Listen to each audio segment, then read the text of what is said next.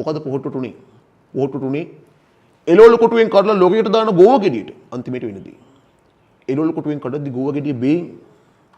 පේ නැතුව ඉගෙනට තමයි ආවේ පොඩි මුදල් ලොකු ගණන් වලට මම මේක ප්‍රතික්ෂේප කරා මොකද තමන් කරන කලාවට තමන් අවංක වෙන්න ඕනේ කෝල්ලයක් කරන දන්නේ නැද නම්බෙක් හලෝ කියලා ආන්සර් කරා මහත්තයෝ මං කිව්වා 4 කෝල්ලයක් ගන්නවා කියලා මොකෝ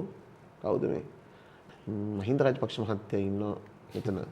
පොඩ්ඩක් කතා කරන්න පුළුවන්ද මම මේ අනිවාර්යෙන් බයිට් එකක් කරනවා බයිට් එකකුත් නෙමෙයි ඊයේ කතාත් කරා හම්බන්තොටත් නෑනේ කොහොමද ඒ කාලේ අගමැති nice performance but you better follow Jimmy Fallon or Trevor Noah Sajith Premadasa මහත්මයාත් කතා කරලා තියෙනවා මේ මම කැමති මේ ක්‍රියේටිව් ක්‍රිටිසිසම් වලට මම හරි ආසයි මේ දැන් ඔයාලා දන්නවද ඉංග්‍රීසි සම්බන්ධ ප්‍රශ්නේ මොකක්ද උනේ කියලා